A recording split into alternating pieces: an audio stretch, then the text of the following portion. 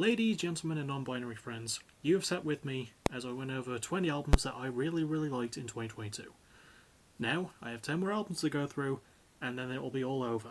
But I promise you, these 10 are absolutely all fantastic, all top of the cream of the crop, and so on, or however the saying goes. So, I say, we get on with the last top 10 list related thing I'm going to be doing for this year.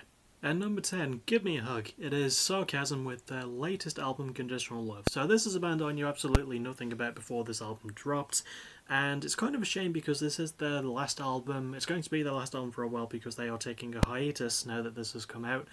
But it's a damn shame because this is just some amazing pop-punk work. I love the emo-leaning riffs at times. I love how complex the guitar work is for a very modern-day pop-punk album. It might be one of the best pop punk albums I've heard in a fucking long time. It's it's not the only pop punk album on this list, but that's a little spoiler for a little bit later. But the fact is, this album is just absolutely phenomenal. I love the lyrical theme of Conditional Love and self love and sort of getting over your angst about love. It's just a really lovely album, a very heartwarming album, definitely one of the most heartwarming albums of 2022 and a year where we needed more of it. So I'm very glad Sarcasm stepped up to the plate. I love the performances of the band members.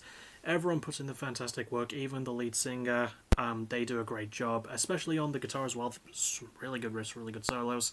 It's produced fantastically, and it's paced very, very well, very, very mature for the style, hence the sort of like emo edge that it's got bubbling underneath it. It adds a lot of complexity to the album, and it's just a really, really great time. So if you just need an album that puts a smile on your face, this is a huge, huge recommend. Next up, we're going with something a bit grimmer. We have Shadow of Intent with Elegy at number 9. So, this is a bit of a different one because, to my knowledge, Shadow of Intent are not breaking up anytime soon, unlike Sarcasm. And also, this album came out back in fucking January. It was one of the first, super sort of death metal albums I'd heard all year, and it's probably the best symphonic deathcore album I've heard all year, and that's comparing it to Lorna Shore's Pain Remains, which I did like, but I just liked Elegy a lot more. I think it's because it came out sooner, I don't know, but there's just so much stuff going on, and for an album that's over an hour long, it packs so much into that time, does not waste any of that time either. I love how heavy the instrumental work is, I love how married it is to the symphonic work, and there's really amazing symphonic work,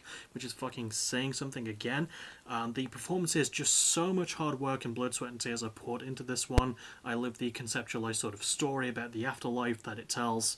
It's just absolutely brilliantly brutal work, very, very smart, very well paced, surprisingly emotional in some places too. Just an amazing bit of very fucking heavy deathcore stuff. Just, I love how it plays out, I love how complex it is. It's produced so well too, so fine on a technical level. Yeah, I mean, I can't really think of much else to say to promote the album. Go listen to it before it's too late because you've only got about a month left. Next up, we have a band I absolutely fucking adore. This band holds a place in my heart as well because they were the first episode of a season of backtracking I did, which is the all-female season. We have, at number 8, The Interrupters with In the Wild. And what a phenomenal album by these guys. I think The Interrupters are one of the best ska punk bands going right now. I really love the lyrical themes on here about overcoming previous broken relationships and abuse and just trying to move on through that in the most positive and healthy way possible, which is something that The Interrupters have always been good at doing, but there's just so much more of a maturity to them on this one, and I don't know, I really liked it for that reason. Obviously, it's just got so many ska punk bangers for days as well. Paced phenomenally, very, very, restrained in some places as well, which is, again, something that they've done before, but, the level of it on here is held back so well that when it does lead to the bigger moments, it is absolutely phenomenal work.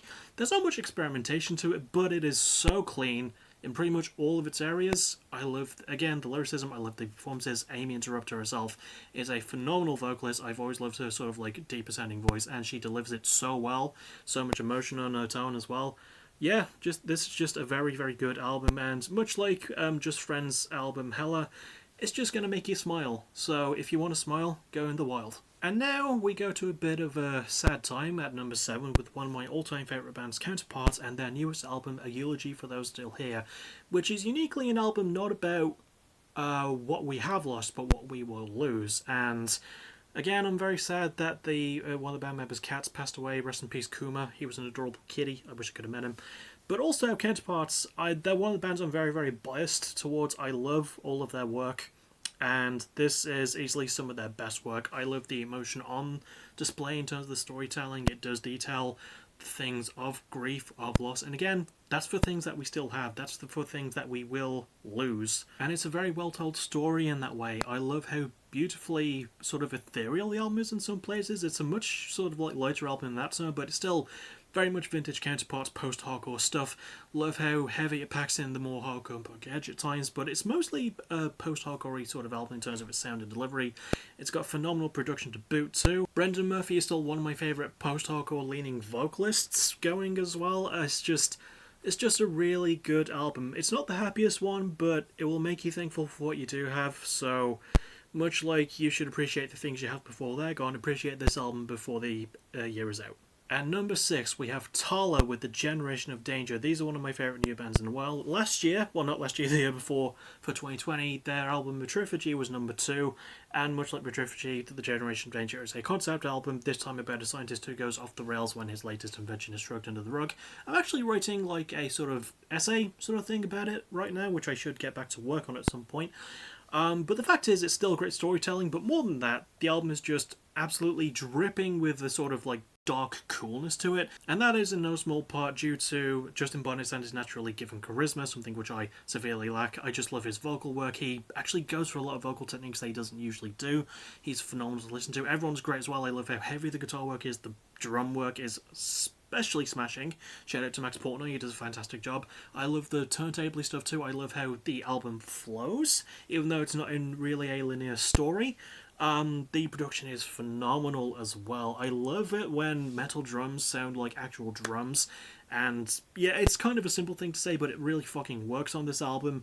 Everything works on this album. It has a dark, grim story as well if you analyze the lyrics, so I recommend doing that if you do want a good story, but if you just want a great new metalcore album, just listen to it anyway. It's fucking brilliant. Speaking of just fucking brilliant metal, at number 5 we have Venom Prison, which is such a cool band name, with their newest album Erebos. These are a band I quite love. I've gone back to Samsara so many times since that was dropped back in 2019, and I might be doing the same for Erebos. I think this is just some of their best work yet, and they're still a very young band into their career as well, and I just love the story that they tell here about oppression and religious corruption, and love the instrumental work too. Very, very heavy. More guitar solos as well. It's always something that I think that they should do more, and I'm very, very glad that it's on this album in full presence. The band is in full presence as well, especially their lead singer. She just fucking tears it up on the mic with some of her best screams ever.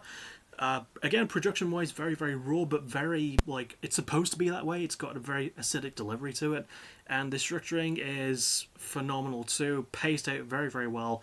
Builds up big, crashes huge, amazing breakdowns, just really amazing death metal, and quite possibly the best heavy release of 2022. Next up, we have a band who haven't been on one of my top lists in a while, in about a decade roughly. We have The Wonder Years at number 4 with their album The Hum Goes On Forever. So yeah, this is a band that won previous Album of the Year awards from me, with Suburbia, I've Given You All and Now Nothing in 2011, and The Greatest Generation in 2013. And while this isn't going to win an award this year, because, you know, I give those out for these lists, it is still some of their best fucking work. It's their most honest work I think that they've done in a long while, and not just because it goes back to their more sort of pop punky stuff, but it works in elements that they explored on No Closer to Heaven and Sister Cities, and actually does them correctly. It's well executed. Dan Soupy Campbell is still a fantastic vocalist in modern day sort of emo-leaning pop punk. I love so many of the songs on here. Summer Clothes is one of my favourites. I love Old Friends Like Lost Teeth so much. I love how there's more interplay with the band. I love how heavy the guitar work is. It's some of the band's heaviest work in that area too. I love their lyrical themes, exploring things like love and relationships and depression and anxiety and aging, all in a very, very realistic and more optimistic tone than I'm used to hearing from the Wonder Years, and obviously it's produced really well too. The song flow is fan-fucking-tastic, and this entire album is just really goddamn good, and easily the best album that the Wonder Years have put out in a long while. At number 3, we have Pool Kids with their self-titled album Pool Kids. So this is a very, very good example, a shining example of one of my favourite subgenres of pop punk, which is the female-led sort of like emo indie stuff, which when done right, it's done really right, and on here it's done really goddamn right. I feel like I should have been listening to Pool Kids sooner. I really love the lyrical theme of a relationship breaking down. I love the themes of like laziness and dealing with depression. And they're themes I shouldn't love because, you know, they're very, very sad themes, but again, they're explored with a realistic sort of sense of self that you don't really get a lot in the genre. The guitar work is very, very fun and very slick, as well as is the production. It just flows fantastically alongside the structuring. It actually helps the structuring a lot. Even when the album does have its slower moments, they're not unearned in any way, and they show the band's willingness to restrain themselves, which is amazing considering that I don't think that they're too far into their careers at this point. So yeah, that's just a style that works for me. And performance-wise, absolutely fantastic as well. I just love how everyone plays it up and how weird they're willing to be and how experimental they're willing to be with a genre that is already in itself very experimental and very sort of off the cuff in a way.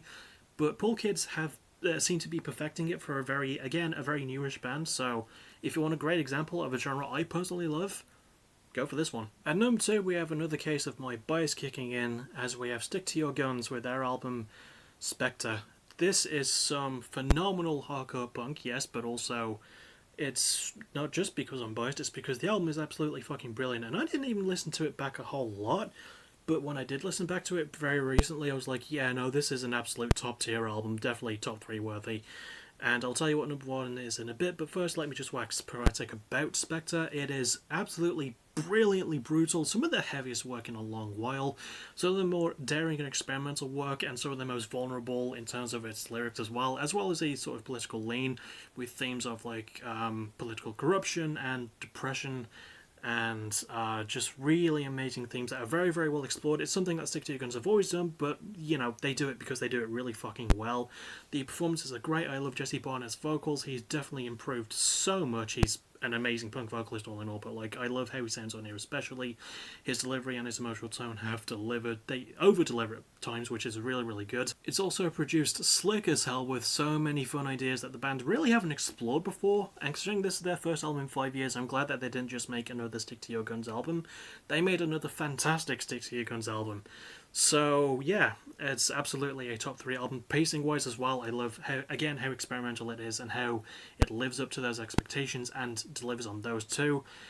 And it is a top 3 album at number 2, but we still have 1 more album to go, so let's get to it. And finally at number 1, there's a very good chance you might already know what it is because pretty much since it came out I've been begging everyone I know to listen to it. But at number 1 we have Alexisonfire with Otherness, and yeah, there's many, many reasons why this is my album of the year, so let's list through those reasons. Instrumentation, just so gorgeously perfect. I love the bass work, I love the drums, I love the guitar. Just phenomenal riffs all around. Sort of with a sort of like, it's got their post-hardcore leanings, their sort of like signature sound, but there's more like experimental stuff on there as well, and it's something that the band just felt very open about when they, you know, pulled it out on this album, and they pull it off with so much aplomb, which is a word I don't get to use often. The lyrical themes of self-love and themes of isolation and depression and a bit of selfishness too, and all expertly told and not in a self-deprecating way, just a very honest and very healthy way. The production is fucking gorgeous. I love so many of the choices that were made. I love how layered it is, how textured it is, and how rich it feels. The performances are fucking wow. I mean, Wade McNeil, his guitar work is phenomenal, as are his vocals. Dallas Green, could say the same for him. George Petit, even though he doesn't play guitar, still love his vocal work. He's so goddamn good. Chris Steele is still a fantastic bassist. Jordan Ratbeard Hastings is an amazing drummer. They play off each other so well. This might be the most cohesive album in terms of that, as well as in terms of structuring. And again, the only album I've listened to besides this was their previous album, El Crows Young Cardinals, which came out 13 years, almost to the day before this one did. But yeah, it's an album that dares to go to so many strange places that the bands really usually wouldn't dare go, and it is so fucking brilliantly executed for an album 15 minutes long. It finds so many interesting, pretty much all the unique ways you can think of to try and fill that time, and it fills it so well. This album is pretty much goddamn perfect, and it is my favourite album of 2022, and if you haven't listened to it yet, I recommend it because it's okay to have some things that sound very similar, but sometimes you need a bit of otherness in your life. And that will about do it. That is my top 30 albums of 2022, all fully wrapped up. I'm so glad that I don't have to do any more videos for the rest of 2022, which means I can sort of enjoy Christmas. But yeah, it was just a really great year for music, and as always, it's very difficult to pick albums that are going to make a top 30. But I don't know, there was just, there was always one clear choice for number one for me, but as always, go and listen to all of these if you get the time. Just some phenomenal work from so many great bands this year, and hopefully you enjoyed this. Hopefully you enjoyed all of these lists. I will see you. There was a flea on my laptop. I will see you very soon in January for the resuming of things like streaming, music of the week, and some other stuff I'm going to be working on. So I'll see you all for that. And as always, thank you for watching. You're awesome. Bye bye. Merry Christmas and Happy New Year.